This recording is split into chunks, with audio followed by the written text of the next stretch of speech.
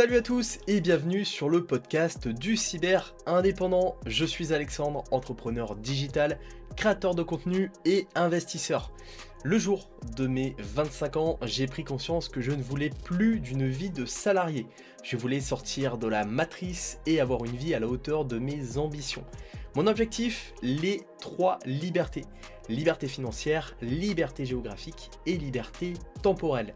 J'ai donc remis toute ma vie en question et j'ai quitté mon job en 2018 pour me lancer à 100% dans l'entrepreneuriat.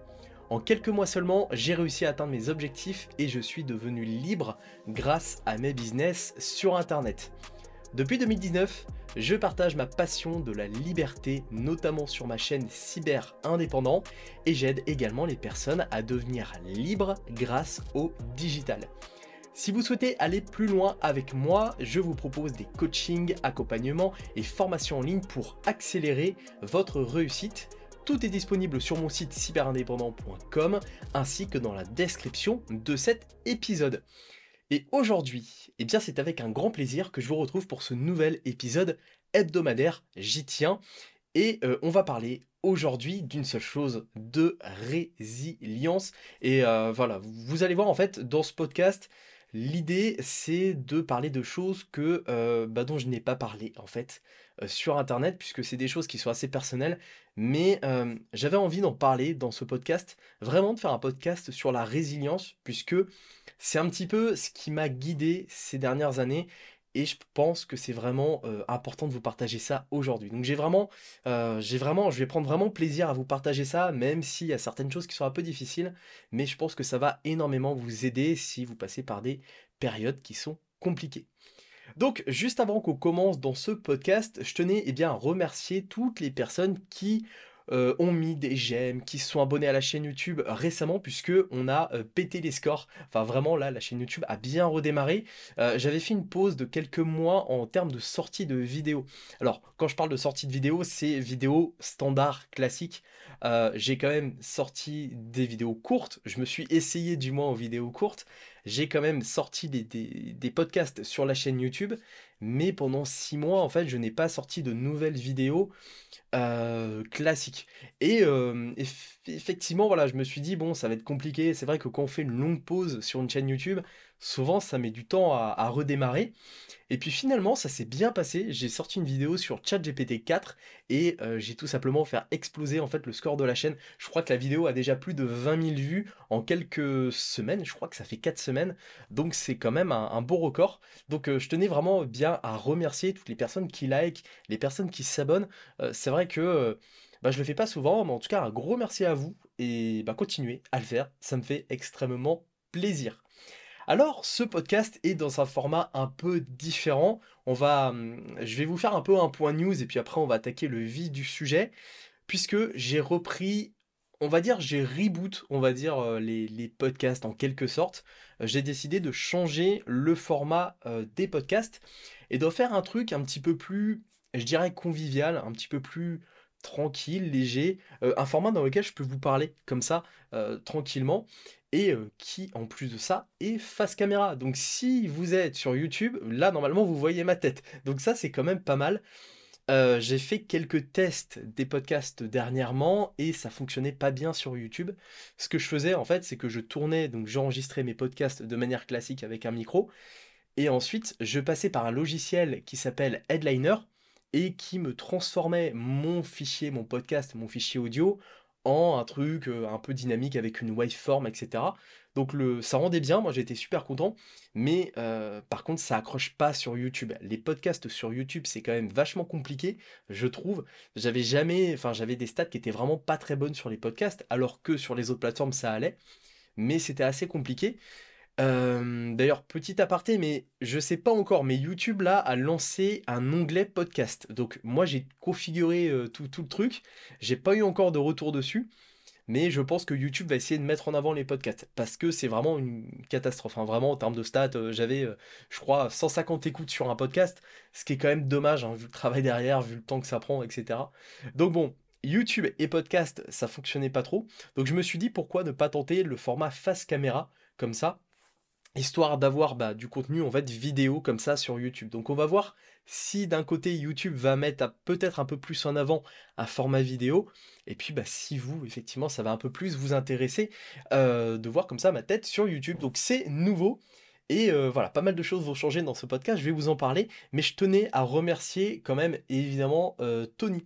Donc Tony d'une vie de liberté, puisque c'est entre autres grâce à lui que j'ai cette inspiration pour le podcast.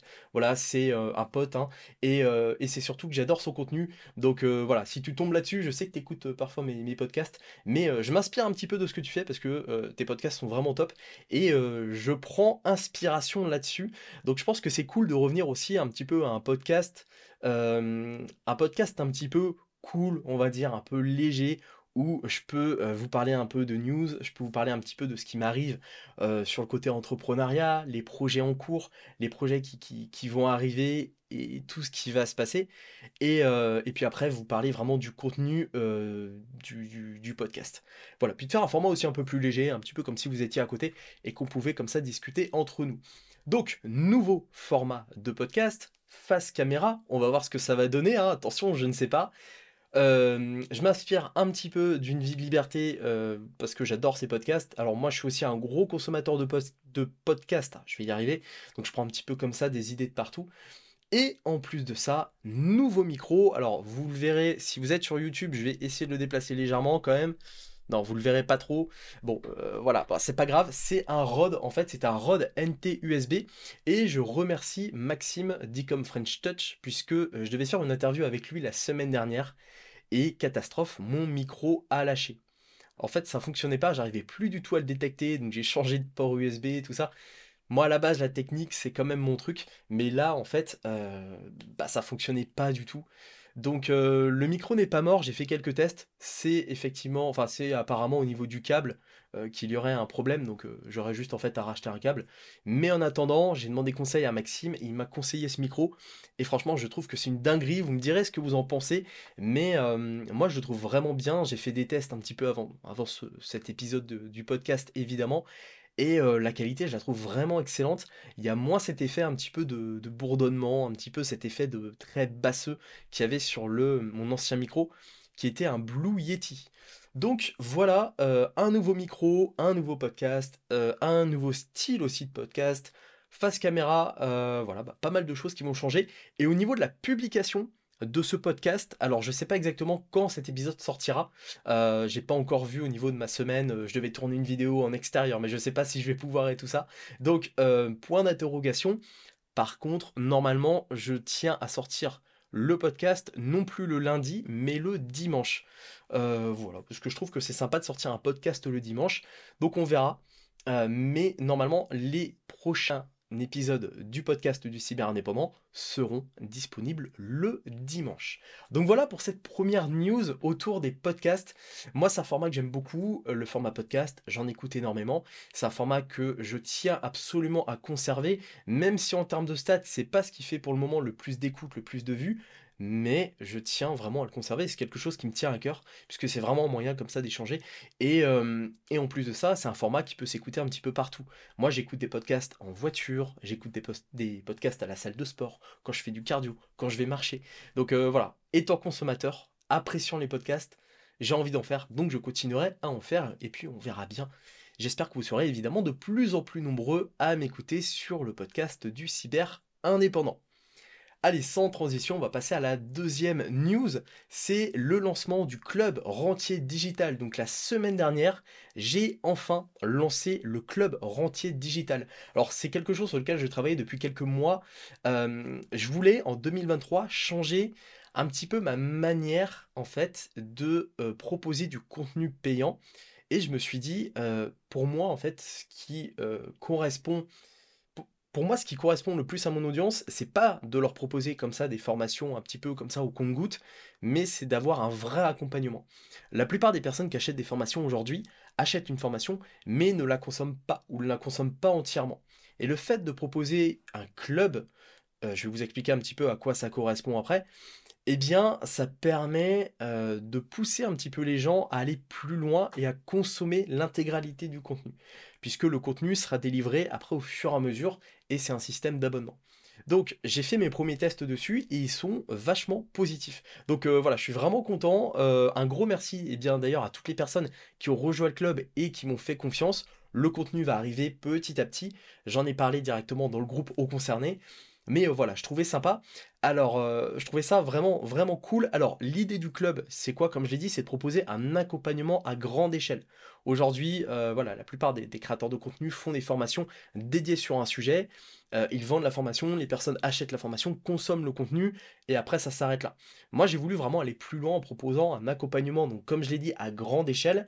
Et en fait, dans le club, eh bien, vous retrouvez toutes mes formations, vous retrouvez une nouvelle formation tous les mois, donc un bootcamp, c'est une formation tournée vers l'action. Une vidéo privée en plus chaque semaine, donc je publie pas mal sur YouTube du contenu gratuit, mais vous avez en plus une vidéo payante en plus, donc directement dans le club.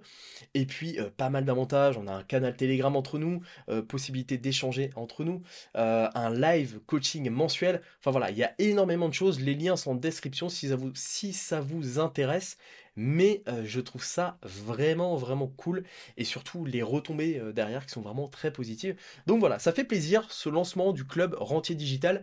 Les portes pour le moment d'ailleurs sont fermées, j'ouvre pas les portes tout le temps, pour tout simplement en fait filtrer. Si j'ouvrais les portes tout le temps et qu'il y avait voilà, pas mal de personnes qui rentreraient dans le club, ça serait compliqué pour moi de suivre chaque nouveau entrant.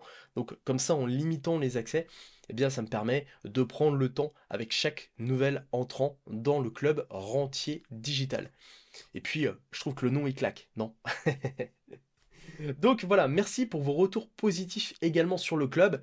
Et puis toujours en parlant du club, je suis en train de voir pour travailler avec quelqu'un que je connais depuis un petit moment maintenant pour la partie coaching. L'idée, ça va être de proposer un coaching vraiment complet. Moi, je reçois beaucoup de personnes qui ont besoin de soit de prestations de services, soit besoin d'un accompagnement. Et c'est vrai qu'aujourd'hui, c'est parfois compliqué. Moi, j'ai pas le temps de faire tous les accompagnements. Je pourrais clairement pas aider tout le monde comme ça en one-to-one. Donc l'idée, eh bien, ça va être cette année également d'agrandir l'équipe et d'avoir d'autres personnes qui pourront aussi assurer les accompagnements, les coachings. Donc je vous en parlerai vraiment au moment venu. Là, c'est juste, voilà, c'est en cours de discussion. On est en train de voir tout ça. Mais c'est aussi plutôt positif. Donc voilà, le Club Rentier Digital, la deuxième news de ce podcast.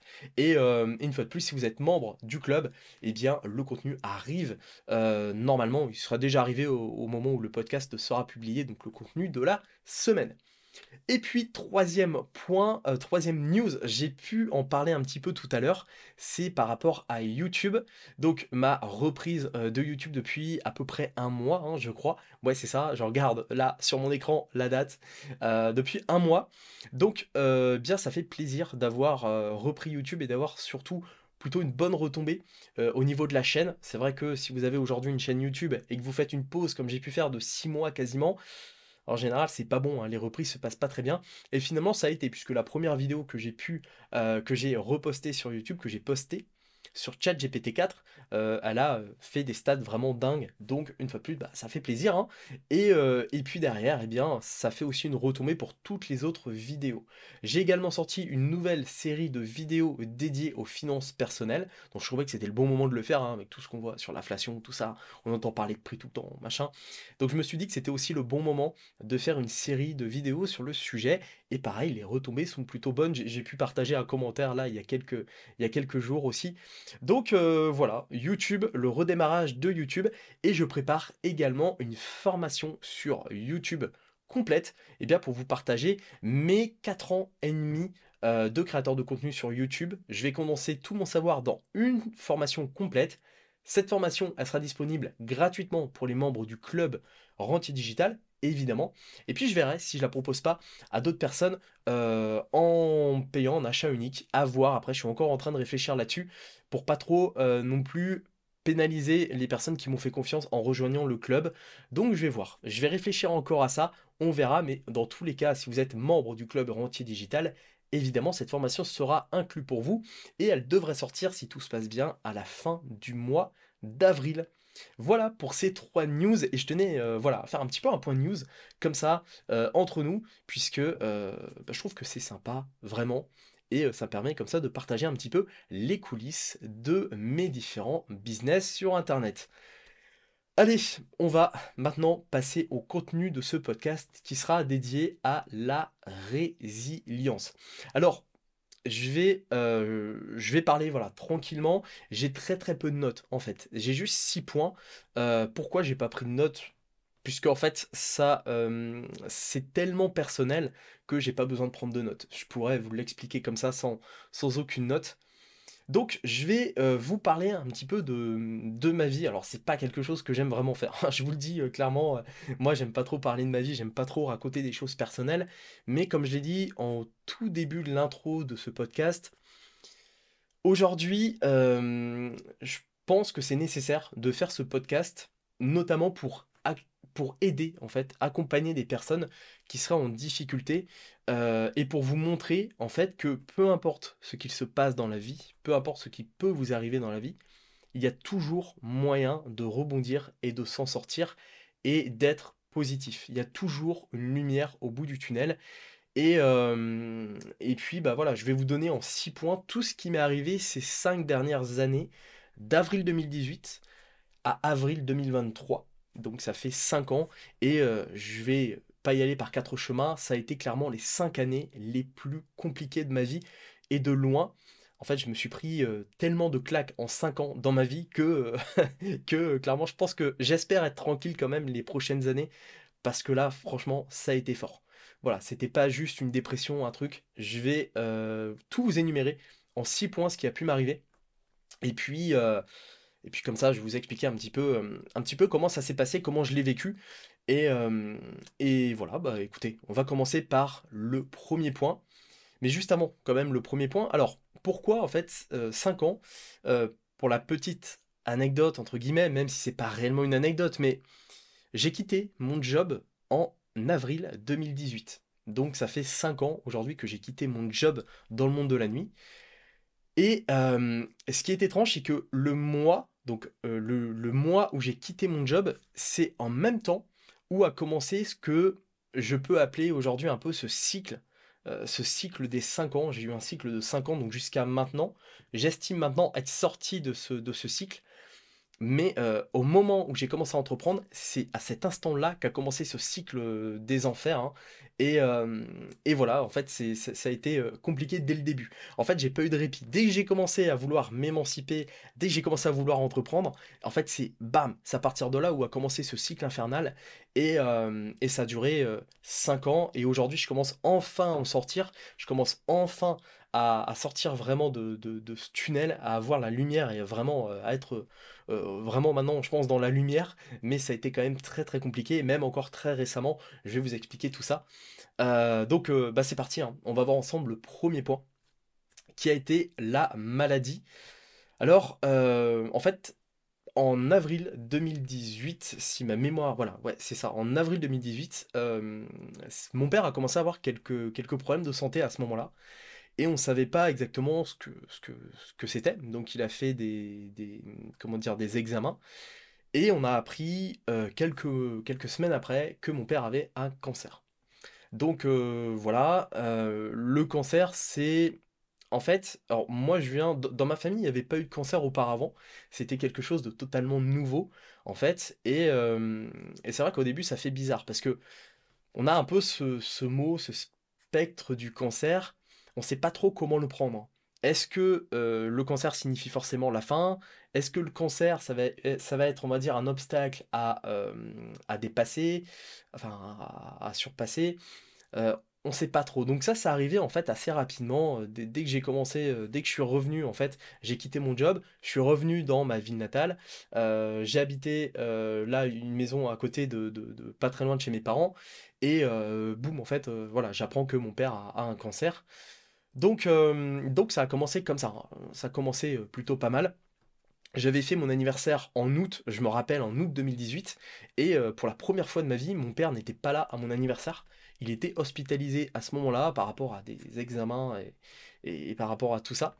Donc ça a commencé en fait comme ça, en fait par la maladie, par un cancer de mon père, et ça a été vraiment, vraiment au début, je savais pas réellement comment le prendre, et après ça a été, on va dire, de plus en plus compliqué, puisque le cancer au début, quand on nous l'apprend, on se dit: «Bon, on encaisse le coup», mais après il y a surtout le fait qu'on voit la personne se dégrader. Moi, j'ai vu mon père, en fait, perdre énormément de poids, se dégrader au fur et à mesure du temps et ça a été de plus en plus compliqué. En fait, ça s'est dégradé au fur et à mesure des mois.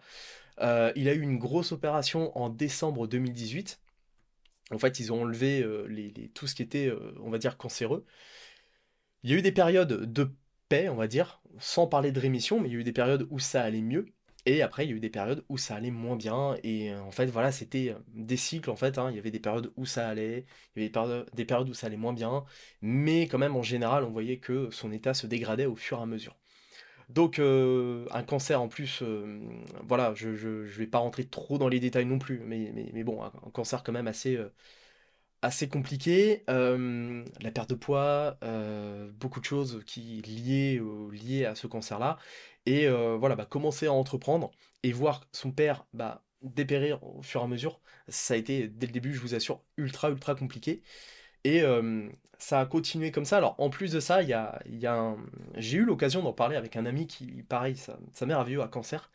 Et en plus de ça, quand il y a un cancer, et ça, je ne le savais pas du tout, mais il y a un petit peu un effet, comment dire? Il y a un effet où les gens, en fait, ont je dirais, ont tendance à s'éloigner des personnes qui ont un cancer. Comme si le cancer était contagieux. C'est-à-dire que, alors, je sais pas si c'est arrivé à mon père, du moins, j'ai pas eu l'occasion d'en discuter avec lui à ce moment-là, mais cet ami en question, m'expliquait que, des personnes, quand il était avec sa mère qui avait un cancer, des personnes changeaient de trottoir. Il y a des personnes qui leur disaient bonjour habituellement, qui ne leur disaient plus bonjour. Comme si vraiment le cancer était contagieux. Et en plus de ça, déjà que le cancer est compliqué, que c'est quelque chose de très dur, en plus de ça, le soutien extérieur, les gens ont tendance à fuir ça, vraiment comme si c'était contagieux, et bah, ça n'arrange rien à la maladie. Donc, pour revenir un petit peu à ça, voilà, son état s'est dégradé. Il y a eu des périodes quand même je dirais, de calme.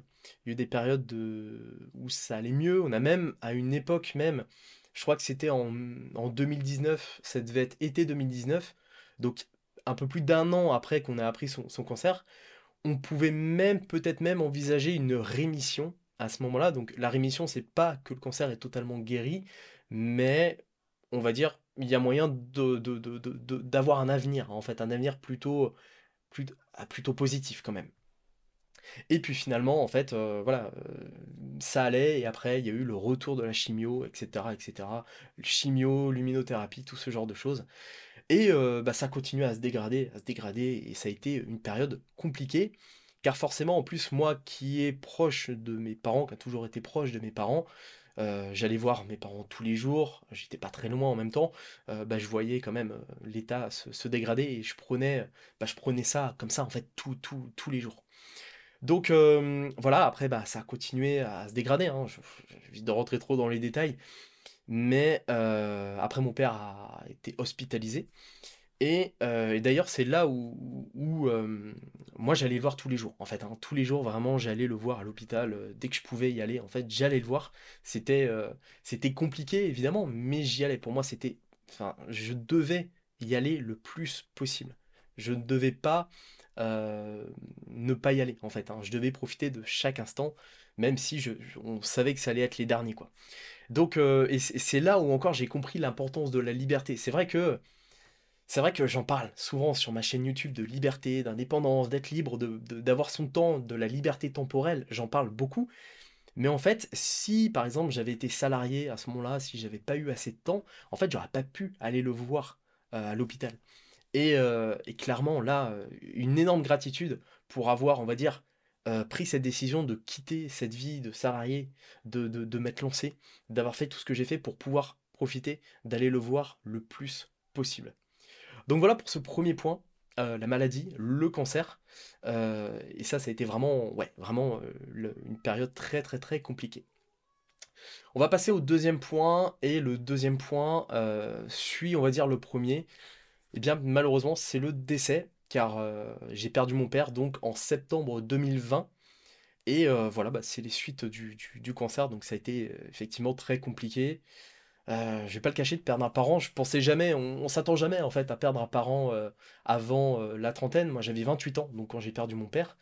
et ça a été extrêmement difficile, avant, puisque, bah, j'ai appris quelques mois auparavant qu'il y avait plus rien à faire, en fait, hein.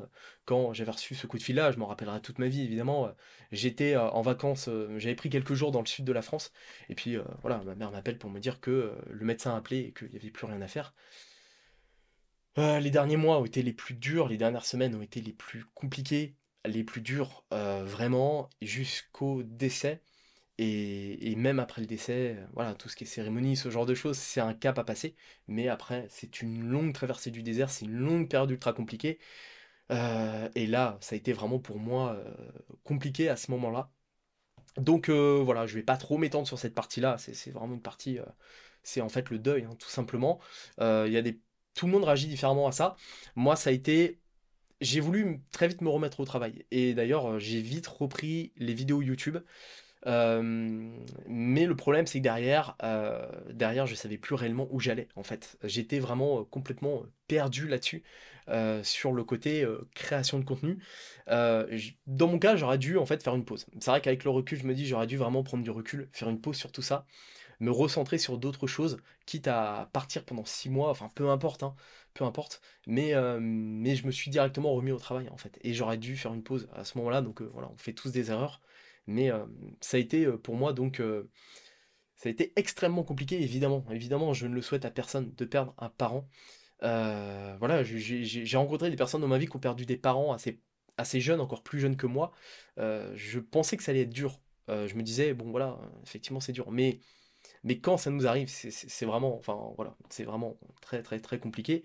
Il y a le côté de se dire, bah voilà, j'ai plus mon père, donc c'est quand même, c'est dur à vraiment à vivre.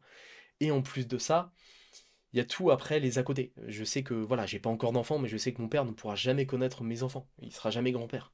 Et voilà, tout ce genre de trucs. Donc bon, je vais pas trop m'étendre là-dessus, mais voilà. Donc période très très compliquée. S'en est suivi après toute la vague de confinement, de trucs, tout ça. Donc compliqué. Donc en fait, tu te retrouves coincé chez toi avec l'impossibilité d'aller quelque part. Tu te retrouves quand même à devoir faire le deuil, mais tu ne le fais pas, puisque tu as quand même cette envie de continuer à travailler, à créer du contenu, à apporter, etc.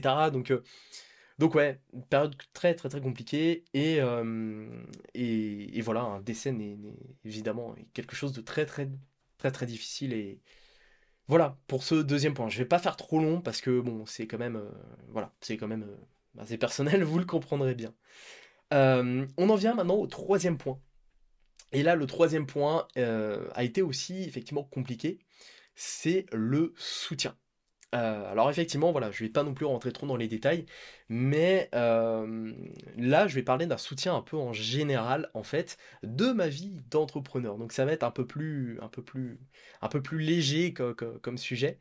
Voilà, le soutien. Alors moi, ça me fait rire parce que lorsque j'ai commencé à entreprendre, donc en avril 2018, j'ai quitté mon job, je suis revenu ici, dans ma région natale, dans ma ville natale, et j'ai commencé, eh bien, à me mettre sur l'ordinateur et à créer des choses sur l'ordinateur. Donc, créer différents business sur Internet. J'avais pas encore la chaîne YouTube à ce moment-là. Et je me rappelle que, concrètement, en fait, on se foutait de moi. Concrètement, on se foutait de moi. Je passais en fait pour le gars qui avait quitté son boulot pour revenir dans sa région, là, habiter pas loin de chez ses parents, et en fait de passer son temps sur l'ordinateur. Et en fait, on me prenait comme un extraterrestre. On me prenait en fait comme le gars qui passait son temps sur l'ordi, sûrement à jouer aux jeux vidéo, à rien faire, alors qu'en fait je cravachais, je charbonnais, je développais des compétences, j'apprenais, je créais des choses, je prenais des risques. Et en fait, personne voyait ça. En fait, les personnes voyaient juste le dessus de l'iceberg. Ils voyaient juste en fait un type qui était chez lui, qui travaillait sur l'ordinateur.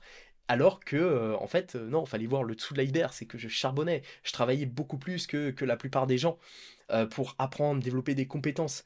Et ça, en fait, les personnes ne le voient pas. Enfin, les personnes ont tendance à occulter cette partie-là et à se focaliser uniquement sur les résultats.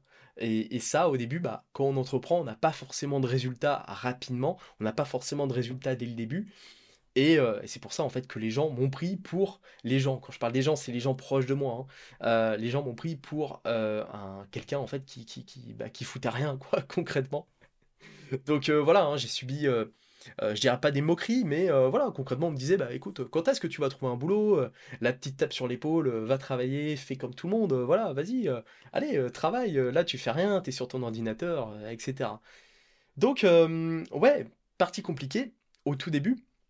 Et puis après, j'ai commencé à lancer la chaîne YouTube, donc on regardait mes vidéos, surtout les proches toujours, surtout par voyeurisme. On regardait un petit peu: «Tiens alors, eh, qu'est-ce qu'il fait? Machin», voilà. Sans, non plus, mettre un j'aime, sans soutien ni rien du tout. J'apprenais même, alors ça c'est pareil, c'est drôle, mais j'apprenais même par des personnes que certaines personnes regardaient mes vidéos, mais ne me le disaient pas, en fait. Voilà, des personnes étaient abonnées, regardaient mes vidéos, regardaient toutes mes vidéos, des personnes proches, hein, de ma famille ou autre, je vais rester un peu flou, mais ces personnes regardaient mes vidéos, mais ne me le disaient pas. Et après, faisaient genre de ne pas les regarder. Donc voilà, c'était un manque total de sincérité et de soutien. Et après, par rapport à la maladie et au décès, effectivement, j'ai eu très peu de soutien. Dans l'ensemble, quelques personnes très proches que je remercie infiniment pour ça. Voilà, ces personnes écouteront sans doute le podcast, hein, elles vont se sentir concernées, mais sinon très peu de soutien. Comme j'ai dit au tout début, la maladie, il y a un peu ce côté allergie qui est déplorable, hein, de fuir les personnes qui sont malades. Et puis, bah voilà, on n'a pas toujours le soutien. Moi, c'est vrai qu'à ce moment-là, j'aurais eu besoin de soutien, et même dans les personnes les plus proches, même dans des personnes de ma famille, et je n'ai eu que très très peu de soutien. Voilà, c'est un combat de toute façon avec soi-même aussi, mais pour autant, c'est bien de se faire aider à ces moments-là, mais quand on n'a personne, eh bien, on n'a pas le choix que de se forger soi-même. Ce qui est encore un acte de résilience, on en parle, on en vient petit à petit à la résilience, mais voilà, ça a été vraiment très, très, très compliqué, effectivement, de ne pas avoir de soutien, de ne pas être soutenu, que ce soit, eh bien, par rapport à, la maladie, par rapport au décès, et puis également, eh ben, par rapport à, l'entrepreneuriat, le fait de prendre des risques. Moi, combien de fois je me suis retrouvé, limite, de ne pas être considéré, puisque j'avais une activité sur internet par rapport à d'autres personnes qui avaient une activité, mais qui était physique. Ça aussi, c'est un truc, ça m'a toujours, ça m'a toujours étonné. Bon après je prends ça avec humour maintenant, j'en rigole parce que ça me fait rire en fait. Enfin, vraiment, je trouve ça drôle. Parce que, on a souvent tendance, une fois de plus, à considérer que quelqu'un a mieux réussi ou quelqu'un est plus entrepreneur qu'une autre personne, juste parce que elle a quelque chose de physique. Voilà. Moi demain, je vais ouvrir une petite boulangerie, je serai considéré comme un entrepreneur. Alors que je peux très bien faire beaucoup plus d'argent, aider beaucoup plus de personnes sur internet, mais vu que je travaille de chez moi, bah, je ne serai pas vu comme un entrepreneur. Donc c'est ça qui est un petit peu, voilà, les gens ont vraiment tendance à lier les choses aux possessions matérielles, et ça, voilà, une fois de plus, c'est encore voir une seule partie de l'iceberg. Et je trouve ça réellement dommage de voir comme ça. Mais bon, c'est comme ça. Manque de soutien. Et puis même encore aujourd'hui, hein, je veux dire, il y a très peu de soutien des personnes qui sont censées être les plus proches de moi quand même. Donc c'est pour ça que, eh bien, heureusement que j'ai d'autres personnes, heureusement que j'ai des amis, heureusement que j'ai des personnes qui vraiment me comprennent et arrivent à me soutenir dans des projets, dans pas mal de choses. Mais voilà, on n'est pas toujours, on va dire, on n'est pas toujours aidé, on n'est pas toujours entouré. Et si aujourd'hui vous êtes dans ce cas-là dans votre business, si vous commencez, il y a très très peu de chances que vous soyez bien entouré. Ça, je préfère vous le dire. Soutenir un entrepreneur, quelqu'un qui se lance, encore plus sur internet, puisque la plupart des gens connaissent pas trop, c'est encore un peu, même si bon, internet ça commence à faire maintenant, eh bien, vous allez pas avoir beaucoup de soutien, ça va être un peu compliqué, donc il va vraiment, vraiment falloir être résilient et vous forger un caractère, et aller quand même tout droit, quoi. Aller tout droit, sans forcément attendre le soutien des autres, sans forcément attendre, bah, que les autres en fait vous poussent et vous mettent, une main sur l'épaule et vous aident, quoi. Donc voilà, le troisième point, le soutien, ça a été vraiment, compliqué, et même ça l'est encore, mais c'est pareil, je vois ça différemment maintenant. Je m'entoure vraiment des personnes qui sont comme moi, en fait, maintenant. Ça, j'ai compris qu'aujourd'hui, ça sert à rien de forcer les gens. Moi, je m'entoure de personnes, j'échange avec des entrepreneurs, des créateurs de contenu, des investisseurs, des personnes qui me comprennent et qui sont surtout passées par ça, passées par ce genre d'étape de soutien. Et ça, c'est super important vraiment de s'entourer, l'entourage, hein. Comme on dit, hein, on est la moyenne des 5 personnes qui nous entourent, que l'on fréquente le plus. Bah, c'est pareil, entourez-vous de personnes qui ont soit connu les mêmes problématiques que vous et qui ont réussi à les résoudre, ou soit des personnes qui sont comme vous, en fait, tout simplement, hein, qui sont entrepreneurs, créateurs de contenu, peu importe aujourd'hui votre situation. On va passer également maintenant, enfin pourquoi également? Non, parce que, bah, en fait, c'est assez lié quand même au dernier, enfin au point juste avant, au point numéro 3. Ça va être le couple. Et oui, j'ai clairement, j'ai eu des périodes de couple très compliquées aussi ces dernières années. Voilà, je vais pas trop m'étendre non plus sur ce sujet-là, mais ouais, l'idée c'est que, ça a été compliqué sur cette partie-là du couple pour pas mal de raisons. Alors, tout d'abord, j'ai connu la tromperie, clairement, voilà, pour la première fois. J'ai connu une tromperie et c'est quelque chose qui fait, réellement pas plaisir du tout. Voilà, je le souhaite à personne évidemment, hein, mais voilà, une tromperie comme ça, alors, voilà, on m'a caché la chose, on m'a rejeté la faute sur moi et cetera et cetera. Donc, j'ai connu la tromperie, j'ai connu beaucoup de déceptions amoureuses. J'ai connu beaucoup de problématiques aussi dans le couple. Bref, compliqué, les relations de couple, c'est quelque chose de toute façon de très compliqué et moi, j'ai vraiment pas été épargné ces 5 dernières années. Alors je suis clairement d'un côté, je suis pas forcément tombé sur les bonnes personnes et de l'autre aussi, j'ai également commis peut-être trop d'erreurs de mon côté. Enfin, il y a eu des erreurs qui ont été commises des 2 côtés, je veux pas le nier, mais dans tous les cas, voilà, moi ça m'a pas aidé, d'être, on va dire, le gars gentil, d'être le gars sauveur qui veut absolument aider sa conjointe, tout simplement. Ça m'a pas aidé du tout, puisque j'ai toujours eu un retour du bâton, soit j'ai été, bah, soit on m'a trompé, soit, on s'est foutu de moi, ou soit, clairement on a profité de moi et ça, clairement, voilà, j'ai dit stop à ça et aujourd'hui, j'agis vraiment différemment par rapport à ça. J'ai beaucoup appris d'ailleurs sur la relation homme-femme, hein, j'ai consulté énormément de contenu dessus. Je savais que c'était une thématique sur laquelle je m'étais pas trop penché et voilà, je pourrais vous faire un podcast tout entier là-dessus puisque, en ce moment, enfin, en ce moment, les relations hommes-femmes sont quand même un sujet qui est quand même très, très, très compliqué. Donc voilà, peut-être qu'un jour je ferai un podcast là-dessus, où j'irai un peu plus en détail là-dessus, mais je n'ai pas été épargné niveau couple, je n'ai pas été forcément soutenu, je n'ai pas été apprécié à ma juste valeur, je n'ai pas eu un retour aussi, aussi important que j'ai pu offrir. Moi, à chaque relation que j'ai eue, j'ai vraiment donné beaucoup, beaucoup, beaucoup. Dans une relation, j'ai même eu une relation où la personne, je l'ai carrément en fait aidé à entreprendre et cette personne a très vite généré de revenus et cette personne est devenue indépendante rapidement. J'ai carrément eu une relation où cette personne, je l'ai carrément sorti de la misère et ma sympathie, ma bienveillance m'a vraiment porté préjudice là-dessus. Donc j'ai beaucoup appris et ça ne se reproduira pas, j'irai différemment maintenant. Mais voilà, j'ai clairement pas eu de cadeau et surtout aussi j'ai eu une relation de couple qui a été également compliquée, dans le sens où par rapport à tout ce qui m'est arrivé, en fait, effectivement, j'étais en dépression, j'étais vraiment mal, hein, effectivement, entre la maladie, le décès, le manque de soutien, les deux autres points après qu'on va voir ensuite. Mais en fait, cette personne n'a pas du tout supporté le fait que je puisse, on va dire, perdre un petit peu pied.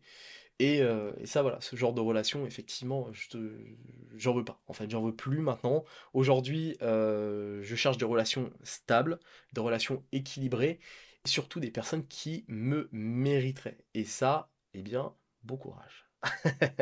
Non, mais disons que voilà, j'ai beaucoup appris sur le sujet, et maintenant je fais très attention par rapport aux relations que je peux avoir avec les femmes. Voilà, mon chat vous dit bonjour d'ailleurs, si vous l'entendez dans le micro, il vient passer, voilà, dire un petit bonjour et il repart tout de suite. Voilà, il a l'habitude de faire ça, je comprends pas, je comprends toujours pas, hein, ça fait bientôt 3 ans, en fait, 3 ans et demi que je l'ai. Il s'amuse à faire ça, mais je comprends pas. Voilà. Donc voilà, aussi, j'ai pas été épargné au niveau des relations de couple, hein.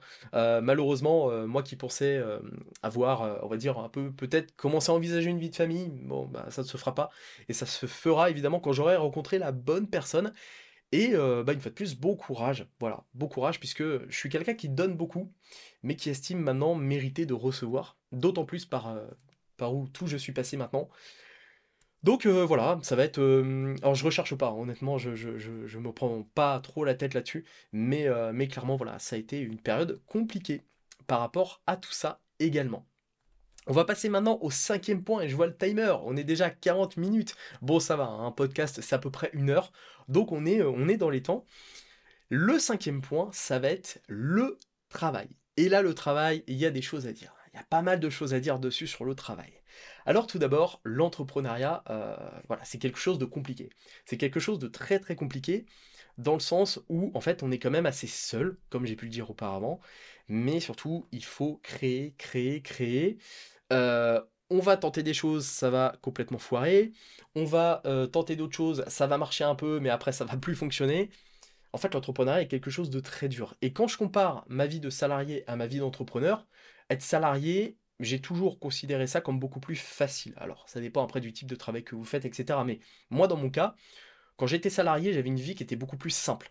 Dans le sens où j'allais faire mon travail, je savais à peu près ce que j'avais à faire, je faisais mon travail, je rentrais chez moi, hop, c'était terminé et je pouvais le soir me détendre.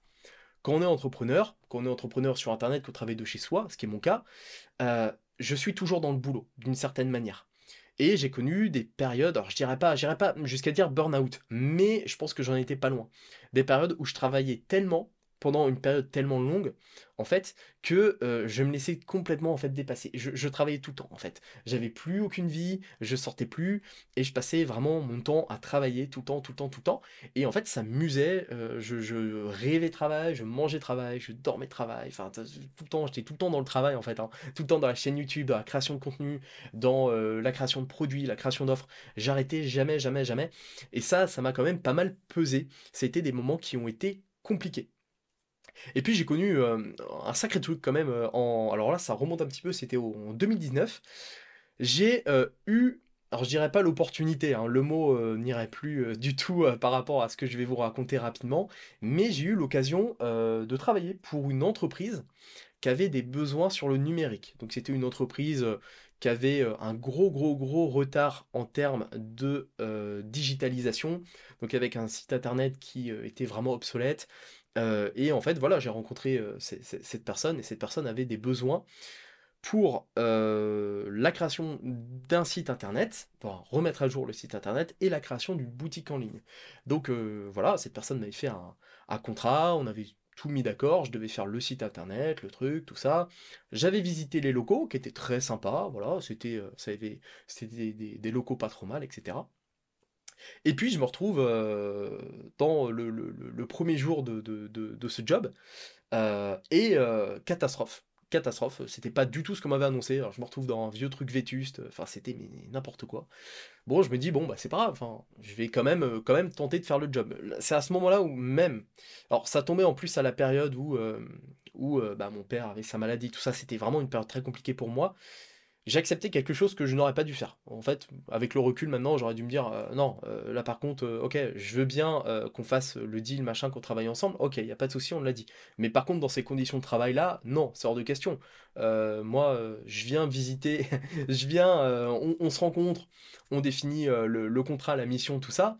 Moi, c'est hors de question. On a défini un endroit de travail, tout ça. Moi, c'est hors de question de me retrouver dans un truc qui est pas chauffé, où j'ai pas de bureau, où il y a limite de l'amiante partout. Et non, c'est hors de question. Donc j'aurais dû me respecter à ce moment-là et partir. Chose que je n'ai pas fait. Et une fois de plus, hein, j'ai fait des erreurs. J'en ai fait beaucoup, hein, croyez-moi. Au final, j'ai quand même persisté dans cette mission. J'ai réalisé le site internet, j'ai réalisé la boutique e-commerce. Et ça n'allait jamais. En fait, cette personne n'était jamais contente. Le site internet, ça allait pas. J'ai fait un truc peut-être trop moderne. Enfin, voilà. Il voulait un truc qui datait des années 2005, avec des couleurs bleues, fluo, enfin, bleu dans tous les sens. Je sais pas si vous voyez les vieux sites internet des années 2000. Enfin, voilà, c'était affreux. Moi, je lui disais, non, non, là, on peut pas, je peux pas faire ça. C'est hors de question de faire un truc comme ça. Donc voilà, cette personne a insisté. Bon, finalement, j'ai dû lui faire un site internet, mais qui ressemblait pas du tout à un site moderne. La boutique e-commerce, je l'ai faite. En fait, j'ai fait ma mission. J'ai validé ma mission en quelques semaines. Et cette personne, en fait, a jugé bon. Alors, je pense que cette personne m'a considéré peut-être même comme, je sais pas, une sorte de sauveur, une fois de plus. En fait, cette personne s'est dit, bah ok, bon, il a l'air compétent là-dedans, mais pourquoi il ferait pas plus de choses? Pourquoi il ferait pas du démarchage pour ma boîte? Pourquoi il ferait pas tel ou tel truc? Et je me suis retrouvé en fait dans un cycle infernal à faire tout et n'importe quoi pour son entreprise. Alors ça n'a pas duré longtemps, hein, parce que ça m'a vite, non, j'ai coupé court à ça, non, c'est hors de question. Donc j'ai coupé court à ça. J'ai posé ma démission et je suis parti, voilà, je suis parti assez rapidement. Derrière, malheureusement, je n'ai pas été payé, donc voilà, moi j'ai dit: «Bah non, c'est pas possible». On a conclu un accord, moi le travail était fait, j'ai décidé de partir. Voilà, maintenant j'estime devoir être payé. Je n'ai pas été payé, donc qu'est-ce que j'ai fait? J'ai envoyé des courriers en recommandé, ça a été fait, ça a été reçu, j'ai toujours pas été payé, j'ai été au prud'homme, j'ai, gagné au prud'homme assez rapidement puisque j'avais, toutes les raisons de gagner. Et je me suis pris une contre-attaque. Et là, ça a été une grande surprise de ma part. J'ai été attaqué au prud'homme, donc chose qui arrive à même pas 5% des cas, je crois, pour le fait que, apparemment, je aurais dissimulé à cette personne que j'avais une activité sur Internet. Sachant que la première chose que je lui ai dit, c'est que je travaille sur Internet. Voilà, il y a mon nom, il y a mon site internet, il y a tout. Je lui avais dit un petit peu ce que je faisais hein, en ce moment, voilà, j'ai une chaîne YouTube, machin truc. Et en fait, cette personne, en fait, a essayé tout simplement, en fait, de m'attaquer, en fait, et de récupérer, de l'argent. Mais ce qui a été le plus dingue dans l'histoire, c'est que cette personne, qui représente une entreprise morale, je dis bien une entreprise morale, hein, une entreprise, son entreprise, l'a pris, en fait, pour, personnellement, en fait, l'a pris personnellement. Et en fait, c'était devenu une lutte personnelle contre moi. Cette personne s'est acharnée contre moi, vraiment. À tel point que je me suis pris un dossier d'attaque au prud'homme de 40 pages, plus 100 pages d'annexes. Alors, je sais pas si vous réalisez le délire. On se retrouve en 2020, voilà, je rencontre beaucoup de problématiques par rapport à mon père, par rapport à tout ce que j'ai pu déjà vous citer auparavant. Le couple était passé par là, tout, enfin voilà, je me retrouve vraiment dans une mauvaise posture. Et là, du jour au lendemain, je reçois un courrier, comme quoi je suis attaqué au prud'homme, et ce mec-là, pour qui j'ai travaillé juste quelques mois pour lui, avec qui je suis parti, j'ai posé ma démission, tout ça, il m'attaque avec un dossier de quasiment 150 pages, tout compris. Et 150 pages, en fait, cette personne a repris toutes mes vidéos YouTube. Elle a repris tout ce que j'ai pu créer sur Internet entre bah, ces deux dernières années avant cette mission. Et en fait, je me suis fait attaquer sur tous les plans. Mais sur des trucs complètement délirants. Alors, sur des trucs, je vais même pas les citer tellement c'est débile. Ouais, je peux en citer un. J'ai été accusé comment dire? Bah, d'avoir beaucoup d'argent. Parce que je venais, en fait, des fois sur le lieu de travail avec plusieurs voitures. Sauf qu'en fait, à ce moment-là, j'avais changé de voiture. Mais cette personne croyait que j'avais 3-4 voitures, dont des voitures de sport. Et j'avais fait une vidéo d'ailleurs sur laquelle je revends ma voiture. Enfin, des trucs comme ça. Et en fait, le plus... Alors, maintenant, j'en rigole parce que c'est extrêmement drôle. J'ai gardé le dossier, évidemment. Quand je retombe dessus, je me dis, mais c'est incroyable. Dans une vidéo, j'avais cité un mot, ça a été cité, ça a été repris contre moi. Donc, enfin, c'était mais complètement délirant. Mais avec le recul, donc avec le recul, je rigole, mais quand c'est arrivé, bah, croyez-moi, je rigolais moi, enfin je me disais: «Mais non, c'est pas possible». Surtout que ça arrivait vraiment au pire moment, en fait, ça arrivait au pire moment. Ça là aujourd'hui, quelqu'un m'envoie un dossier de 150 pages à charge contre moi, je rigole. Vraiment, je rigole parce que là, franchement, je rigole. Mais ça arrivait vraiment au pire moment.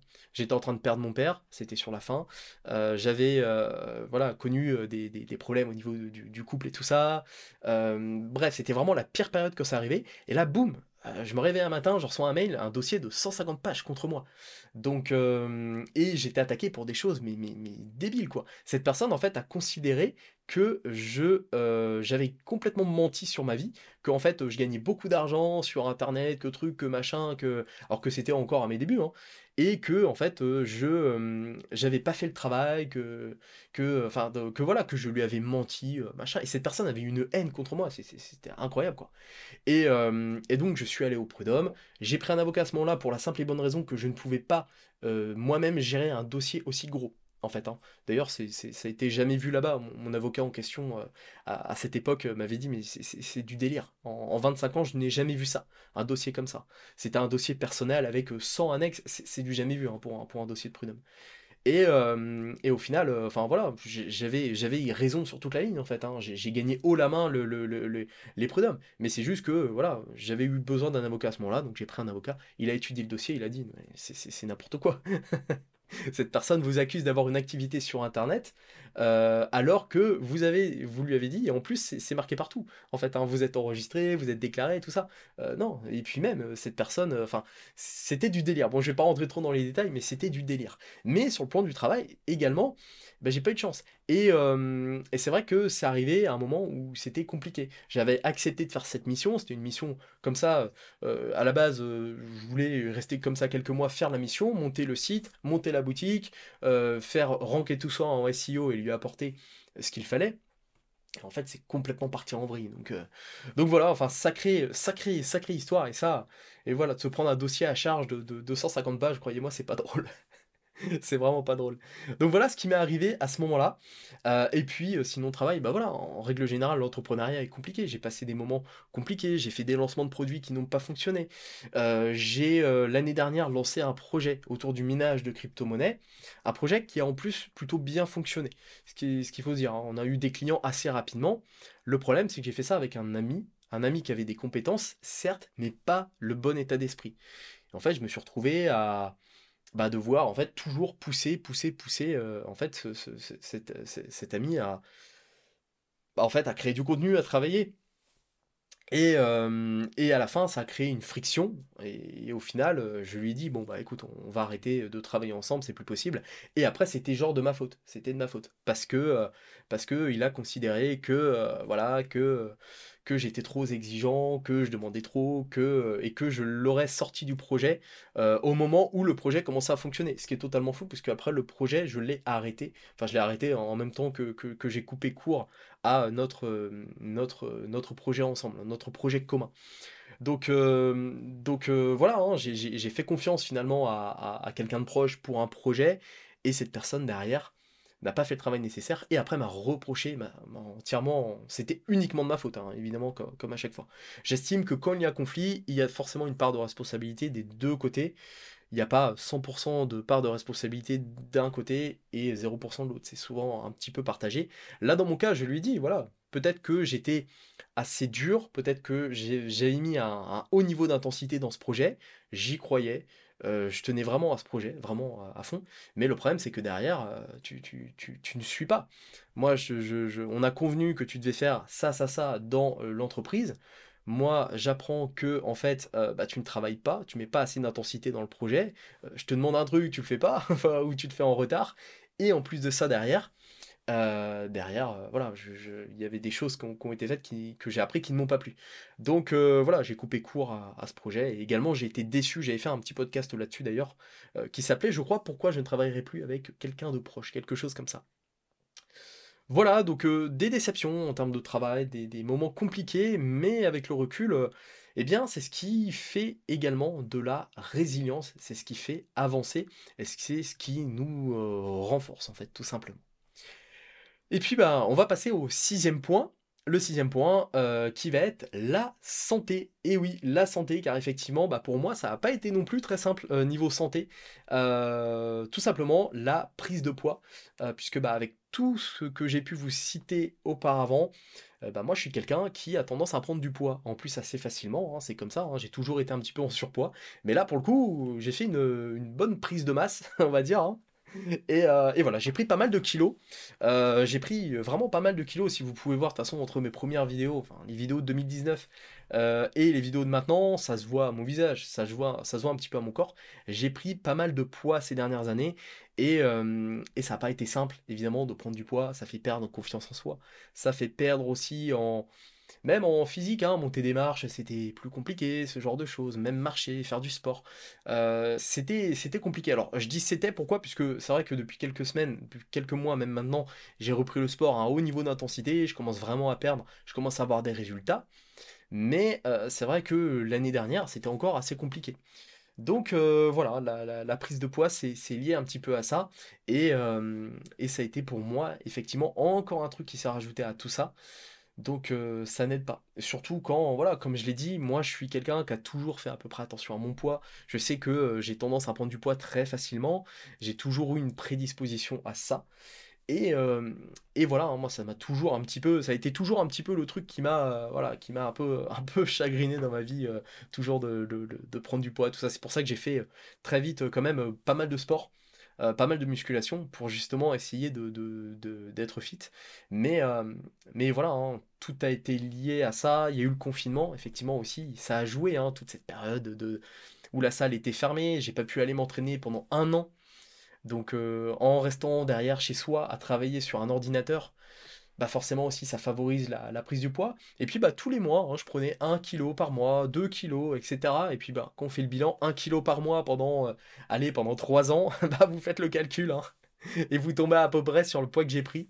Donc, mais bon, ça va. Je le prends bien avec le recul une fois de plus. C'est vrai que quand bah, je prenais au fur et à mesure, c'était un peu compliqué. Mais là, maintenant, je sais que je peux y arriver à le perdre, hein. Tout simplement, je fais ce qu'il faut. Et d'ailleurs, si vous me suivez sur Instagram, vous pouvez voir, hein, je vous partage un peu mes entraînements. Je vous montre un petit peu sur ma montre ce que je fais.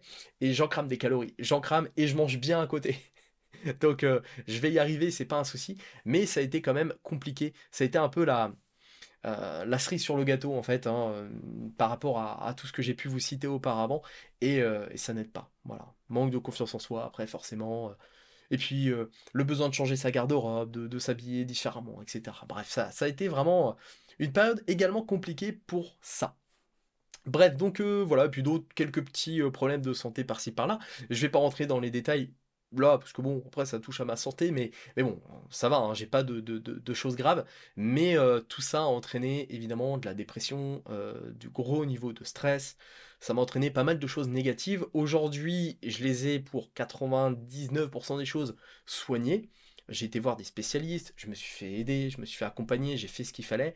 Mais c'est vrai que ça a été vraiment des moments très très difficiles, également sur le plan de la santé. La seule chose qui me reste, c'est encore mon poids, voilà. Mais c'est en train de fondre, vraiment, voilà, ça fond. Donc je suis très très optimiste pour la suite, et vous pourrez suivre ça effectivement en vidéo, hein. Regardez, on verra mes vidéos dans 6 mois. Au niveau du visage, ça se verra, je pense. Il n'y a pas de souci là-dessus. Donc voilà un petit peu pour ces 6 points, et ça me fait plaisir de finir un petit peu avec de l'humour, parce que bon, c'est vrai que quand j'ai réfléchi à faire ce podcast, au début je me suis dit non, je vais pas le faire parce que c'est les choses trop personnelles, trop familiales. Je sais que de mettre ça sur internet, moi je suis pas fan du tout de partager mon quotidien, on va dire, enfin mon quotidien, ma vie, on va dire, personnelle. Parler de couple, de maladie, de décès, tout ça c'est compliqué. D'ailleurs, en parlant de décès également, j'ai perdu ma grand-mère il y a 2 semaines à peu près, il y a 19 jours. Donc voilà, hein, c'est pareil, ça a été une période compliquée, mais, et ça rejoint ce que j'ai dit au niveau de la résilience, en fait la leçon à retenir de tout ça, c'est que malgré toutes ces épreuves, malgré ces 6 points que j'ai pu vous évoquer, malgré la maladie, malgré le décès, les décès également avec ma grand-mère, ça s'est fait, enfin voilà, ça s'est très mal, enfin je dirais pas mal passé sur la fin, mais c'était quand même précipité. Une fois de plus, j'ai pu, grâce à ma liberté temporelle justement, l'avoir le plus possible, heureusement. Mais voilà, ça s'est quand même fait malheureusement assez vite. Bon, je vais essayer de faire un peu d'humour maintenant pour décompresser le truc parce que c'est encore assez récent. Allez, on va reprendre. Donc, premier point, malgré la maladie, malgré les décès, malgré le manque de soutien de l'entourage, malgré les problèmes de couple, malgré le travail, les problèmes autour du travail, et malgré la santé, en fait, malgré ces 5 années vraiment d'enfer, hein, par où je suis passé, eh bien en fait, je suis toujours là. Je suis toujours là, et je sais pas comment je pourrais quantifier ça, mais je suis peut-être 10, 20, 30 fois, 50 fois plus fort que celui que j'étais il y a 5 ans.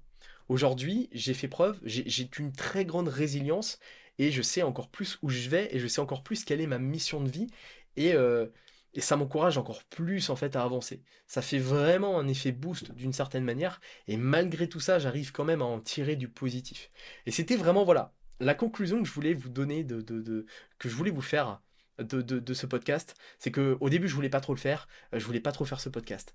Voilà, c'était un peu personnel, c'était un peu vous raconter ma vie, j'aime pas trop ça, et puis il y a beaucoup de choses négatives là-dedans, mais comme je l'ai dit, après tout ça, il y a la lumière vraiment au bout du tunnel, il y a vraiment possibilité d'aller de l'avant, et moi aujourd'hui je suis dans cette phase-là. C'est-à-dire que j'arrive à la fin de ce cycle, de ces 5 années, et aujourd'hui j'ai une force mentale, une résilience mentale qui est juste dingue. Aujourd'hui, il pourrait m'arriver des choses plus ou moins équivalentes, j'ai surmonterais beaucoup mieux, je les surmonterais différemment, je verrais les choses différemment. Et ça rend beaucoup plus fort. Et comme on dit, hein, ce qui ne te tue pas te rend plus fort. Et là, c'est d'autant plus véridique que 5 ans après, bah, je continue à être là, je continue à produire du contenu, je continue à développer des business, je continue à croître. Et le pire, c'est que je crois, je crois dans le mode, enfin, en croître, j'arrive à croître, voilà, c'est mieux de dire ça. Mais voilà, j'arrive à progresser, j'arrive à avancer.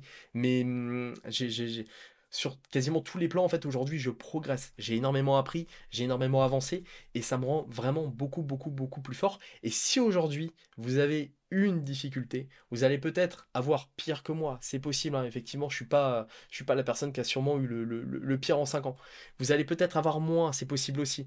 Mais dans tous les cas, derrière tout ça, il y a la lumière au bout du tunnel, et vous allez vraiment devenir meilleur, vous allez vraiment vous endurcir, devenir une meilleure personne, devenir beaucoup plus résilient et beaucoup plus fort. Voilà pour ce podcast sur la résilience. En tout cas, j'espère qu'il vous aura plu. Et puis nous, on se retrouve très vite pour un prochain podcast. Eh bien, il ne me reste plus qu'à vous souhaiter une seule chose, à votre succès.